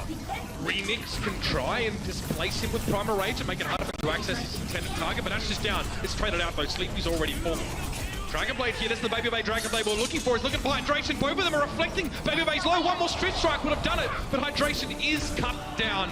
He eventually falls. Remix lands on top, gets the damage from the rocket jump here, and now he's going to return to the payload. It's a bit of a tank buster here. And the 2v2 now being interrupted. Nevix self-destructing, but Asher finds the pulse bomb kill in there. It's a lot of explosions. That's classic Overwatch for you, but we're in overtime. Dunter's going to try and get onto the payload, but it's really just him for the time being. You can see off to your left, BabyBay and Dak are going to join. Dunter somehow has stayed alive, and that's a good sign, but the rest of the Gladiators spawn a little bit closer, and now they're there to heal. Up in the air is Big Goose. You can see Primal Rage Bonomi trying to push him back. How have they let Dante stay alive for this long on the payload? Transcendence going to come out here for the Gladiators. They're going to have their Valkyrie again. It's going to be both support ults here coming online for the Shock. There's the Transcendence, keeping everybody up until Dak and Valkyrie. Hydration gets 2 for 1! Again, Dak and BabyBay falling down. You know they're going to be sat so close to each other that it's so easy to splash damage across and get the two of them. That's what the Gladiators were looking for. That closes the book on that attack from the Shock. They use the Transcendence so Dak can get Valkyrie. What happens? He gets Valkyrie, but not enough time to get a use out of it. Hydration just slices through the San Francisco Shock to help the Gladiators hold on D. It is quite surprising though how often, you know, BabyBay and Dak have been, you know, caught out like that together, and it does happen. Yeah, I mean he's pocketing, but this is what you do. You pocket your DPS player. Yeah. You keep him alive. There's nothing memey about it. But time after time, we see the Shock that are losing these 2-for-1 situations here, or just getting. It's a lot of value for the Gladiators they're able to achieve because those two players are literally positioned so close to each other. And it's difficult if you're BabyBay to just try and protect Dak, because you probably have like 2 or 3 players diving you as well. You're a Soldier 76. And most of the time they're using ultimates coming at you, specifically the Dragon Blade. So what do you do? I mean, you have a Dragon Blading player coming at you, whether it be Hydration or Surefour, that player is most likely getting either healing, whether it's Harmony or their Mercy as well. It's like a no-win situation. Well, I mean, the Soldier 76 has 0 disruption, 0 CC, very limited self-peel, but the fact remains, Matt, the reason why the Shock lost Oasis was, you know, they lost both BabyBay and Dak to 1 pulse bomb.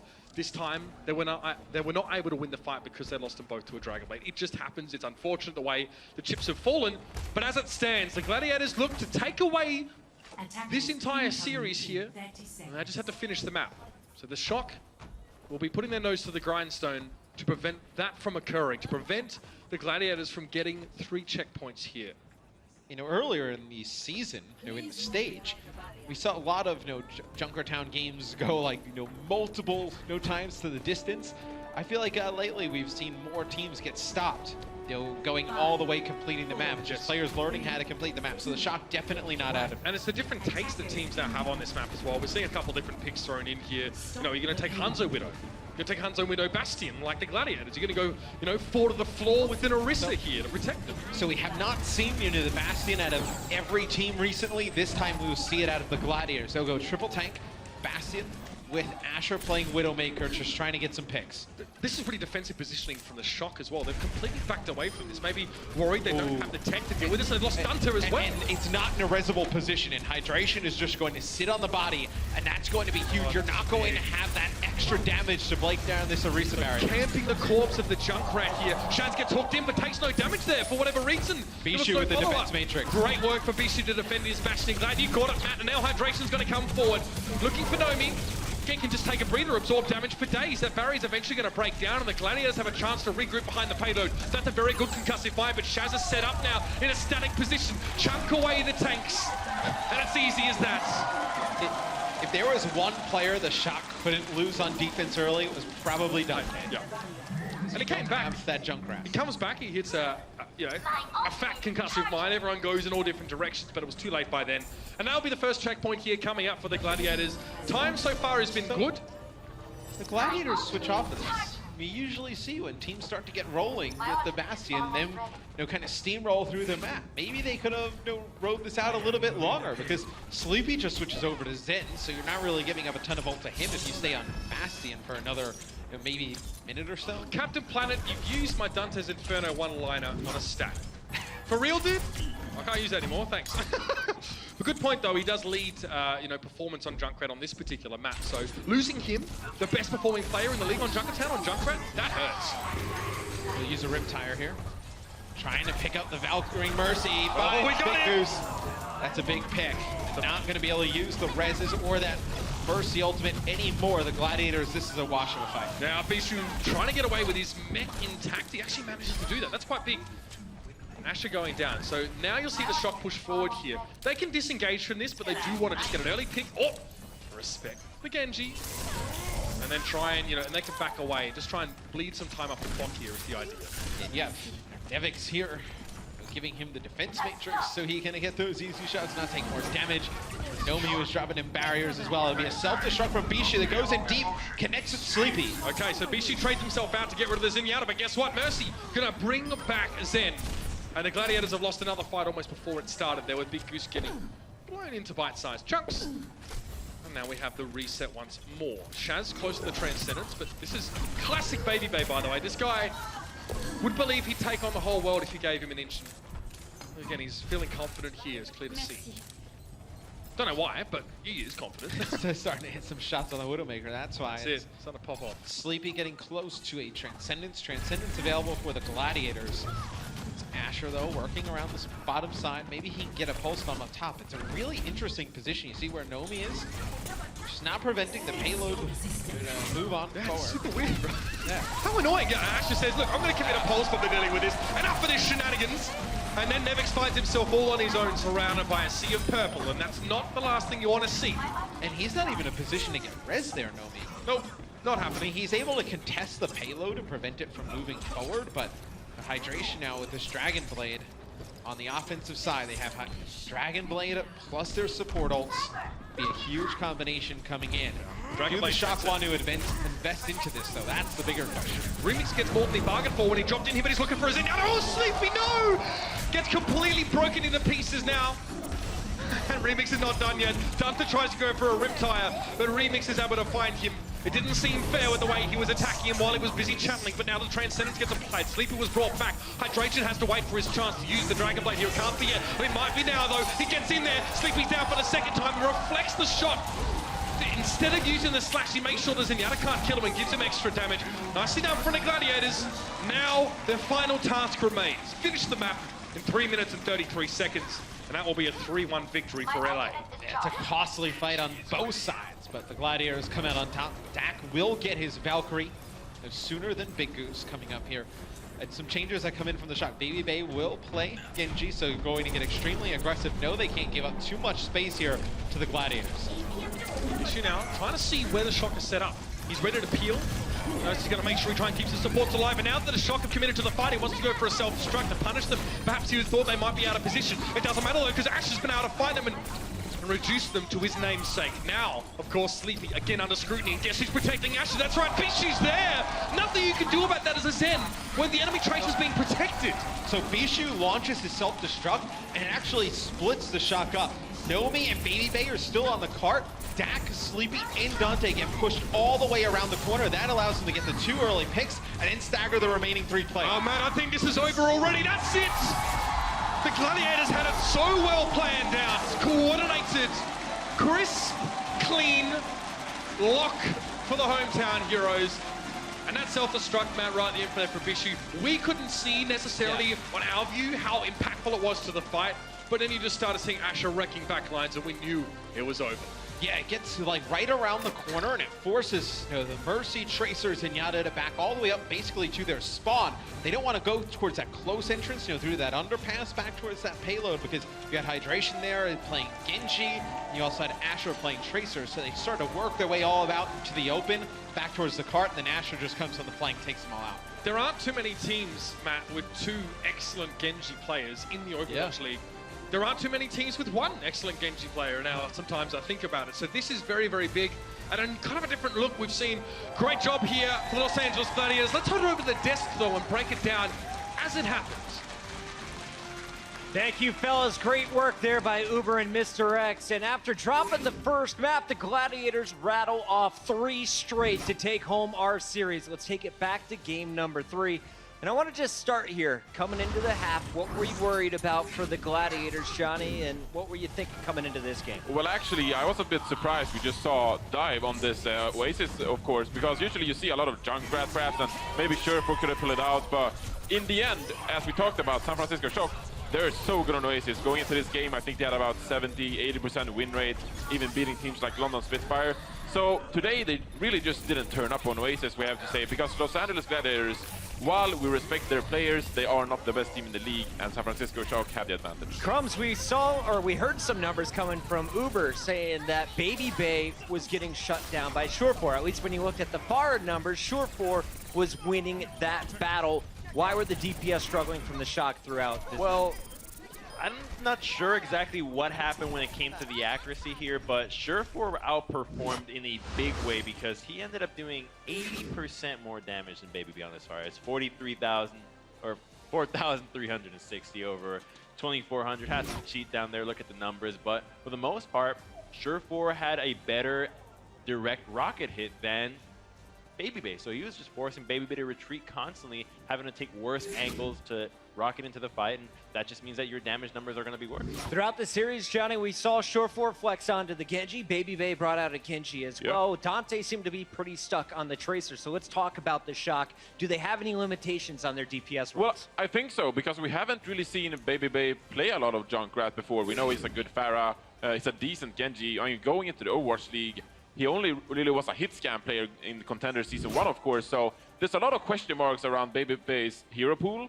and when they force to swap Dante onto the Junkrat, they lose a Tracer, which is such a crucial hero, especially in this meta, of course. So there's a bit of question marks how are they actually going to flex moving forward. If I'm Baby Bay and I'm playing that projectile role, playing the Genji, the Pharah, I want to see more Junkrat coming out of him, so he has a more consistent hero pool across the board. Coming into game number 4, Junkertown, we saw Asher was back in the lineup. Hydration is in for the Gladiators. Surefour is put on the bench, and it looked like a good idea right away because we saw Asher on that Widowmaker. Now, Crumbs, I know you have a telestration. What are we looking at here in the Gladiators defense? So we're throwing some love to Asher here, and what we're going to call this replay is exceptional situational awareness out of Asher specifically. So we got to look at the setup and take a look at all these little arrows that you have on the side of the San Francisco Shock. You see that all the members are facing a certain direction.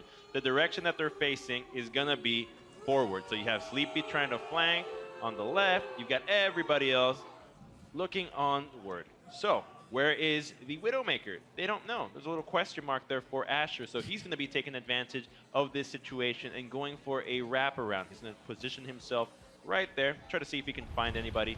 But look at what happens. He recognizes, oh crap, they're still going forward. I can actually take even more advantage out of this situation. How about perching myself up right about here? And only Sleepy, you see that little arrow right there? He now sees that Asher is there, but I'm not sure what's going on. Nobody's calling out anything, so he gets the opportunity to position himself on the high ground, completely uncontested. And by the time that they start noticing that Asher is already here, it's already too late. He's just wrecking the entire team of the San Francisco Shock while the 5-man defense is just chilling around. Look at Asher. And he's hitting these shots. Baby Bay rotated over. He tried to shut this down, but Asher gets the best of him, and the shots just kept piling in. If those shots didn't go down, you had to think this is Shock setting some record time, because if you look back, the very first pick was on Hydration. Asher kept the Gladiators in it. At the end, I was doing the numbers. The Shock had 3:05 going to the final push onto C. Gladiators actually beat that time by 30 seconds and were able to push the payload further. As we take a look back at some of the highlights, Johnny, what were some of the key moments in this game? Who had a big impact? Well, throughout this series, I think that Asher really was one of the better players. I hyped him up before the game on his Tracer. But he's one of the players who has improved the most, I would say, in the Overwatch League thus far. Because starting, we didn't see a lot of perhaps great plays coming out of him. He was a solid flanking Tracer. Very similar to Striker coming out of Boston Uprising, of course. But I think both of these players has really found their place in the current meta, flanking out that Tracer and having huge impact. So I think that overall, Asher pretty much won them this series. I was really impressed by Dante. Even though Shock lost this game, Dante at the very end stalled the cart with just a little help from a Mercy. The Soul Tracer was dancing for a good 45 seconds. At the end, Gladiators were able to overpower, stop the cart, and win the game. So Gladiators get a much-needed victory. Shock handed another heartbreaking loss. But we do have to crown the best of the best, guys. It's time for the player of the match, sponsored by Omen by HP. And this was tough. So many nominees potentially here, but we went with Shore4 for his performance on Horizon as well on that game number 3, Oasis. Yes, and really his hero pool came into play, I think, throughout this series. Because he is the jack of all trades in this lineup. You have Asher, who usually plays the Tracer, and then you have Hydration, who usually plays the Protocol. But Shore4, he plays it all. He plays the Genji, he plays the Soldier, McCree, and so he fits really well into this meta because he is sort of the player you build the team around, I'd say. Because you look at all these different maps, you have someone like Libro or New York Excel, of course, who is so consistent in game because he can flex to all these different heroes. And Shore4 really fills that role for Los Angeles Gladiators and a huge impact player. But we really have to give the honorable mention to Asher because it was especially towards the later half of the series where he started just popping off. Because in the first half, he's on the Tracer. You don't get to see him shine through as he had a rough time against Dante. But afterwards, him in combination with the rest of the squad, Hydration and Shore4, just making a huge difference for the team that we hadn't really seen from him before. There was a lot of inconsistency out of him, and if he can live up to this play that we saw today, this actually Gladiators team might be somebody to reckon with. Solid stuff coming in from Shore4. Gladiators get a big win today, and the LA squad gets their first of 2 potential victories. Los Angeles crowd, are you guys ready for the last match of the day? We're closing it out with a huge one. The LA Valiant versus the Seoul Dynasty. Major playoff implications on the line. Don't go anywhere. We'll be right back.